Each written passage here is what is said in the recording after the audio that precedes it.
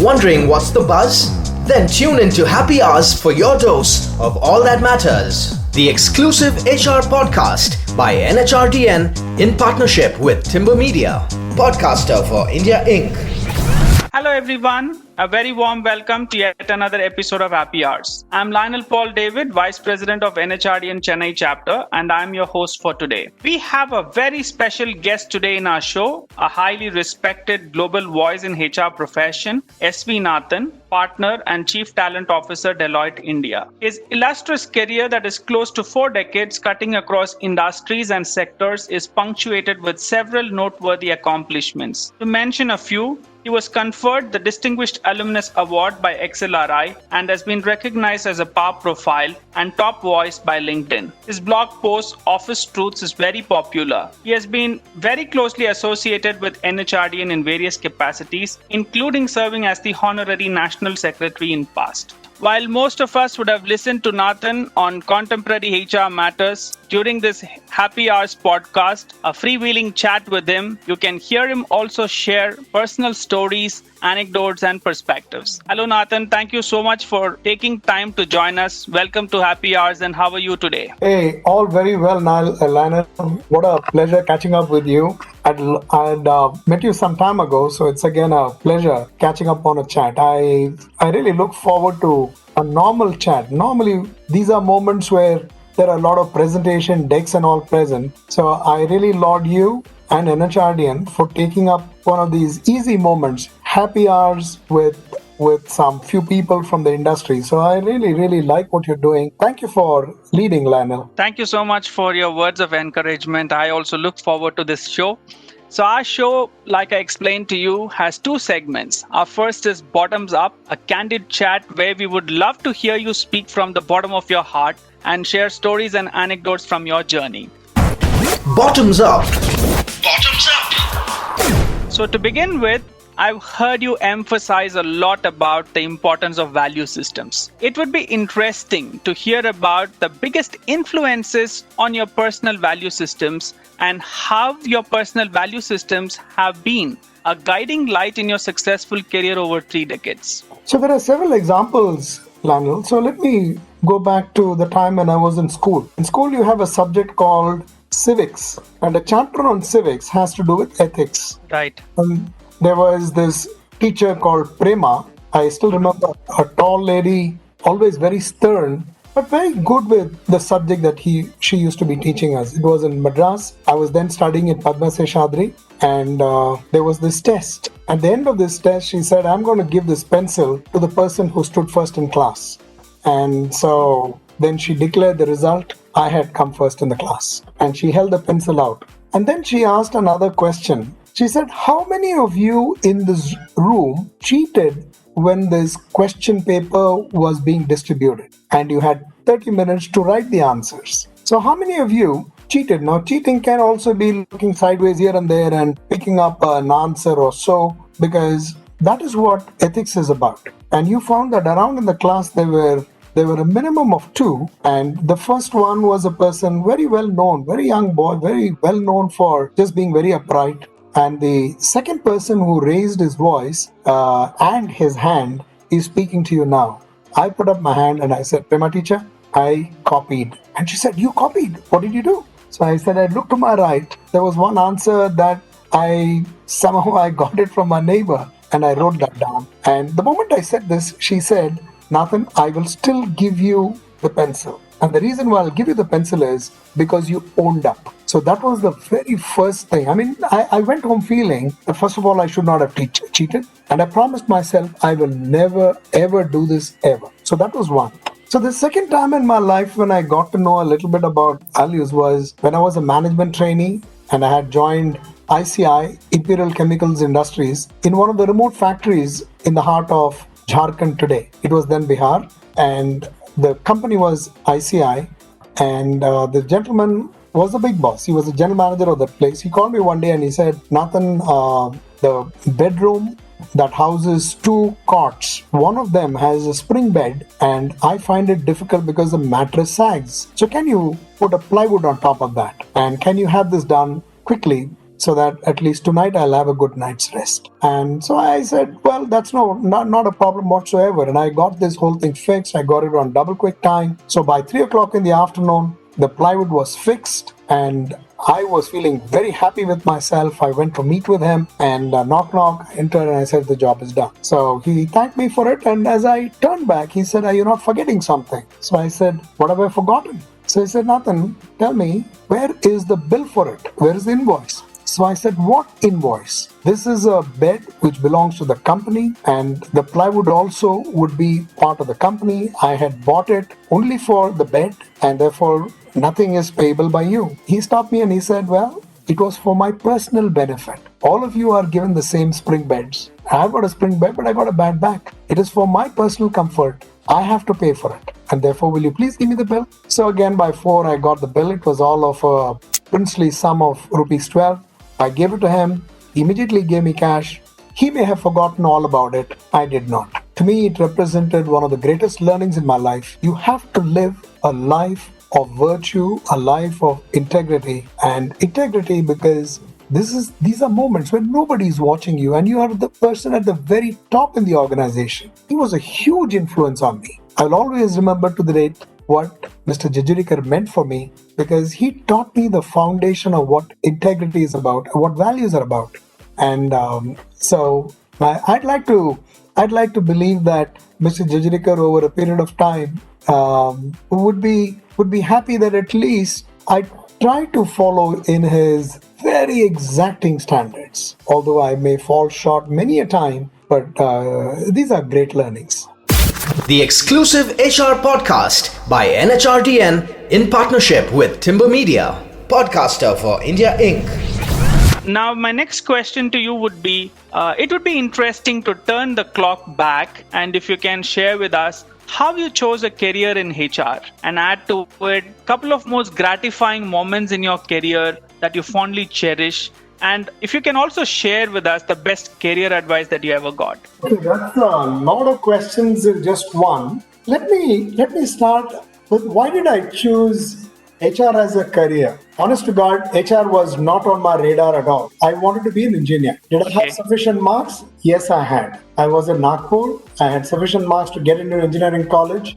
Curiously, I had enough marks to even get into a medical college. So I got into Vishweshwaraya Regional Engineering College, or VRC as it is known, in Nagpur. I also got into Indira Gandhi Medical College, which was again in Nagpur. But unfortunately, my father pulled back. And he said, well, son, I don't have enough money to have you overdo those because he was going back to Chennai and therefore I was out on a limb. He said, I can't afford you there. If you're going to come down south, I'm fine. But for you to be in Nagpur, I won't be able to afford you. So I then rushed back to Madras. And in Madras, I went from every college, went to Loyola College, Pachepas. I went to all colleges and finally I went to Vivekananda College. They had all shut the doors. Vivekananda finally said, you have a choice of either taking, I wanted economics. They said, you can take Sanskrit or history.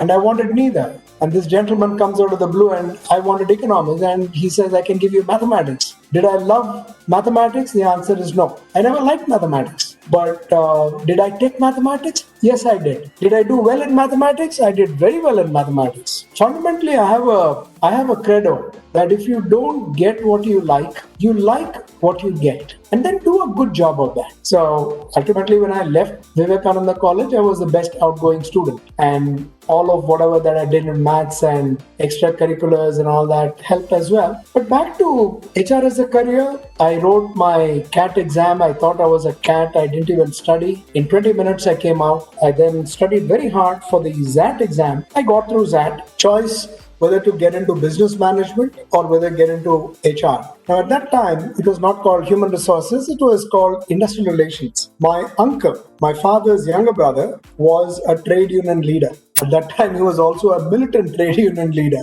And therefore, I wanted to understand what happens in these kinds of undertakings. And I want to really understand this whole thing about industrial relations. And so I voted for it. It was not something which I really liked. I didn't understand. I was curious. That's it. I went into Excel. I did well. I mean, I was a topper from Excel, but what topped my mind was the fact that I had a better understanding of how to deal with my uncle, and that was to do with a lot of understanding of another person. So that's how I came into HR. And I've not regretted one moment. In fact, even my first job on campus was from a very large multinational asking me if I would join them in the business as a marketing leader to be, but starting as a management trainee. And I said, no, I have done industrial relations. I want to do industrial relations. So a couple of gratifying moments.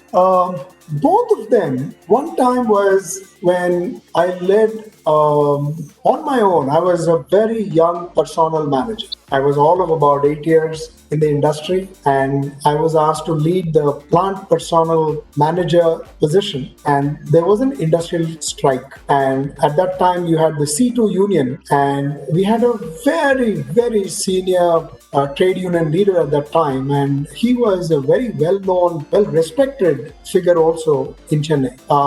The ability to navigate the asks of the union, as well as making sure that whatever that we wanted of the union was able to be managed in a short period of 90 days, is something that I will always remember. And the greatest moment was not in signing the agreement, but the moment was all about, have I learned enough of what others mean when they ask for something? Sometimes they ask for something, but that is not what they want. So that was a big moment for me. Between what people ask and what they truly mean, what they want, is very different. So that was one. It's a very gratifying moment because I understood the fundamentals and foundations of industrial relations.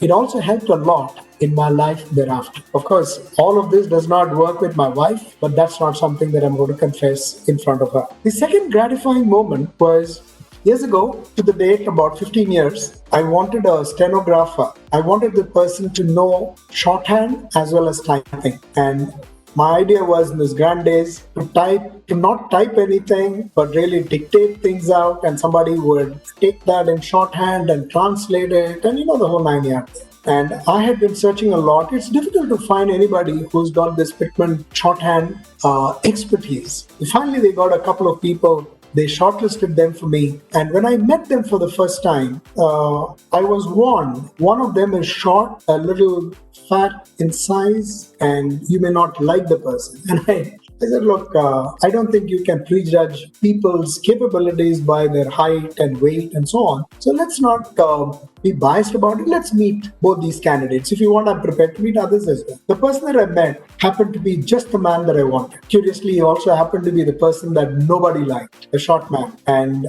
as my parting question, I asked him what was his marks and what had he graduated at. He had done BSc Physics, and he had 85%. And I was knocked off my chair. And I said, why did you then have to choose stenography as a avocation? And he said, well, I had to do it because of my family circumstances. I told him, look, in the next 18 months, I will have to fire you because you cannot be my stenographer. I just find you to be incredibly good. He was worried. He thought I was going to sack him. I did tell him that that was not the intention. Long story short, after a good 10 years, this gentleman comes home and then he tells me that he didn't want to say this in the office, but he wanted to resign from the firm. And he gave me a letter and he said, you must read this because this is the offer letter. So the stenographer gives that letter to me, and then I open the letter and says, Dear Mr. Nagarajan, we are pleased to appoint you as General Manager Human Resources of, and then this is a very large multinational. Today, he is the Director of Human Resources in this particular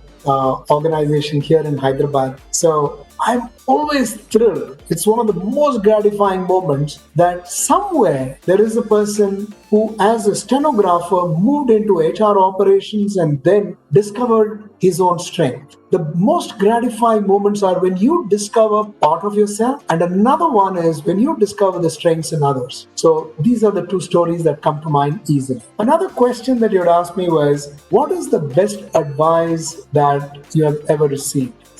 Again, this was a time when I was asked to do some work. I'd botched it, and worse, I had my ego get the better of me. Why? Because somebody complained to my boss. My boss then called me, and he was questioning me in front of the gentleman who was complaining. And then, in a fit of ego, I looked at the gentleman and I asked him a silly question. And that's when my boss looked at me, and he then asked the other gentleman to leave. He sat me down and he told me the importance of two things that I will always remember in my life. First, he said, Nathan, you must know how to ask the right questions. And then, to cap it all, he made sure that he gave me a book, The Art of Asking Questions. I still have the book with me. It's almost like some 30 years old. And this is a book that I keep referring on and off. Because if you really want to understand without starting to figure what you want as a response, this is the book. The second thing that he taught me in that same moment of coaching to me was learn to listen. And the way to listen is asking insightful questions, not to give a response, but to truly understand what the person is wanting to convey to you. And if you do a good job of this, then you may not have to ask another 100 questions again ever. So it led to some of the most soul-searching things that have happened in my life, and I will always remember this. So that was the best advice that I've ever got ever in my life. Fortunately, it happened early in my career, so perhaps it helped me through my life as well. Thanks, Nathan. I'm sure our listeners will pick some valuable lessons from these rich memories that you shared. My next question to you would be, over the last 4 decades, how has the organization's expectations from HR changed, and where does HR stand today? How do you see the HR function a decade from now, and can you share some tips for us to be future ready? Oh my, I can tell you there have been tectonic shifts in the way HR is received today. First 10 years of my life, I have seen HR as more of an order taker. And this was all about compliance. This is all about, hey, we need this, go do that. So that was all about compliance. The second one was a decade where people saw the value of human resources. So the word human resources came around the time in the 90s. 80s people were kind of dabbling with it. The 90s was all about human resources. And today, if there is anything that must have happened, it's all about organization development. The whole move, the tectonic move as to how human resources can really make a change to an organization happen in the next 10 years. And I could see this unfold in front of my eyes. If I look at the one which is beyond that, people started to look at not human resources, they started to look at talent. And therefore, they started to engage human resource professionals as people who are no different from their production executives, which means it's no different from anybody running a business. So you can be in any part of whatever that you have, either in services, in manufacturing, you could be in aviation, you could be in any particular service sector, or you could be in the manufacturing, you could be in any industry. There are two things that are required. You need a market, you need a place of production, and the third one that you need as part of that, people. So today, people as the cornerstone of how transformation can happen happened around the time when we started to look at talent. And HR professionals were looked upon as the harbinger of talent into organizations. And the value of human resources and the value of HR professionals and leaders, there was a significant change. There was a departure from the fact that yes, this person was all about compliance. This person was all about human relations and human resources. Today, he's very much part of who we are. So they got a seat at the table. So that is what happened then. The last one, which is what we have right now, is people are looking at us to be the strategic arm of what we have for organizations. So if you look at the last 10 years, that last change is not just seat at the table, is they're expecting that we are a valuable strategic enabler of what is happening with the business. It also means that you need to understand the business really well. No longer is it enough to know that you're making, and you can put whatever that you want, either a service or you're making trucks, you're making equipments, you're making wires, whatever that you have as unit of production. No, you need to understand what goes into the making and what goes into the head of the people who do all of these making. So that is the most valuable thing that has come about, which is not only understanding the business beyond the seat at the table, providing strategic inputs. So that is the change that has happened. Looking forward, if HR were to look forward, there is a lot of transformation that is happening today. I still believe that we have only scratched the surface. There's a lot to be done, and I'm reminded of the example of what we have as icebergs. We have only seen the tip of the ice that is around. There is at least another 80% below, which is still to be tapped. And there's a lot of potential waiting to be discovered. And therefore, what we need to be doing, 4 things. 1, do we have technology on our side? Are we people who use technology for furthering the cause of what's happening with the business as well as talent? So technology, number 1, understanding technology, using technology. 2, learning and development. And I'm not looking at learning and development as just another 40 hours of learning that you have to be doing. It's got to be agile. It's got to be things which are pertinent. Things where there is a shift. The shift is not mandating people that they should learn, but there's got to be a pull. There is no more a push. If people have the requisite skills, they move ahead in their lives. How do you create that environment? 3rd, we need to be working even more harder on culture, because the only differentiator that you would have in an organization is culture. So what is it that you have as your differentiator that have people milling and wanting to come to your door? So that is the one about culture. The last one is you have to be genuinely interested in advancing the growth of people within your organizations. I'm going to be looking at them as just people who will come and serve you and serve the ends of the business. They are people who are highly talented. You need to be investing in them far more. So anything that you can do in helping them connect. 2nd, develop. 3rd, care. Then all of this, if you put together and commit that you will do all of these 3, then that's the start of the firm of the future. So I can go on and on, but let me just stop here and give this back to you. The exclusive HR podcast by NHRDN in partnership with Timber Media, podcaster for India Inc. Thanks, Nathan. It is exciting to hear the best is yet to come for HR. Now, my next question to you is, in your view, what would be the top 5 challenges that HR would face in the post-pandemic world, and what is your advice to overcoming them? So there are several challenges that we would have for people post-pandemic. The number 1 is, will you have work from home as a permanent way of working, and how will you manage to have policies, and how will you have your processes tuned for this? So that is one. The second one is, how will you grow and develop your people? And if you will note, in the last 6 months, we have not stopped learning. We have not stopped any of the programs that we have had. They have only gone online. So the challenge would be, how will you sustain this? And then will you change your strategy of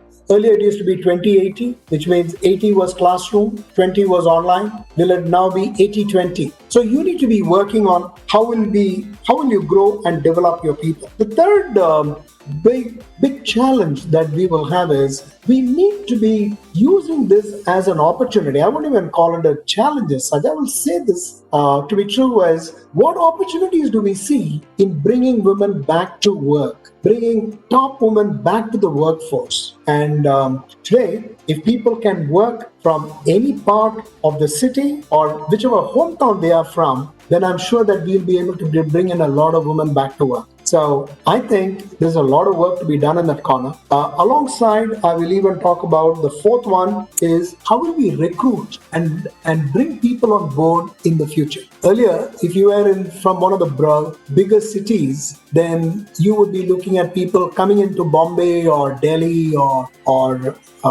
Chennai or Bangalore, or pick your favorite city, and then you would insist that work will happen there. Assuming that you can have people work from home, it opens up a tremendous opportunity of people going into the smaller towns and cities and getting top talent. And that's a great opportunity for us. So that's something that we can be working on. And the last one is not something that has been spoken about, which is to do with mental health. One of the biggest problems that we will face post the pandemic, during the pandemic, even as this is on, is are we paying attention to this big bugbear, which is mental health? Today, people are all on their own. We completely, we never really realized the value of a social interaction that happens at a tea shop somewhere near our office, or at one of those coffee corners that we have on somewhere near our desks. We never understood the value of that. We never understood the value of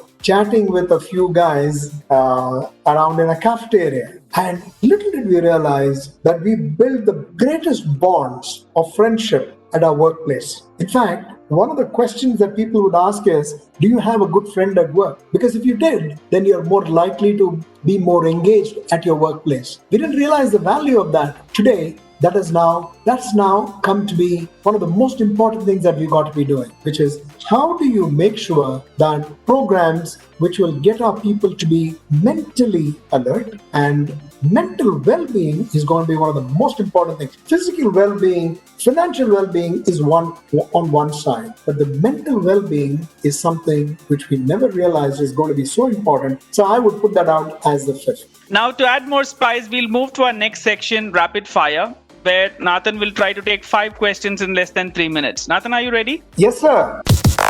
The rapid fire round. Okay, one thing you wish you had known at the start of your career. I wish I had known that reaching a certain position is really not the destination. It's really a long journey, and I should be prepared for it. One technology or innovation that will transform HR. The one that will really change HR is artificial intelligence. Right. So one question that you ask in every interview. What is your passion? Your role model and one hallmark of that person. Ratan Tata, humility. Okay, let's close with an easy one. Your favorite holiday destination. Darjeeling. Thanks for those real quick responses, Nathan. As always, like every other conversation with you, today's chat was refreshing and profoundly insightful. I'm sure all our listeners enjoyed it like I did. On behalf of NHRDN, I thank you from the bottom of my heart for taking time to join this chat. Thank you. It was enjoyable as well. It was my pleasure chatting with you, and I wish you well. Thanks everyone who listened to this episode of Happy Hours. If you liked our show, do share it with your friends and share your feedback with us. This is Lionel Paul signing off, and see you soon in another episode. Wondering what's the buzz? Then tune into Happy Hours for your dose of all that matters. The exclusive HR podcast by NHRDN in partnership with Timber Media, podcaster for India Inc.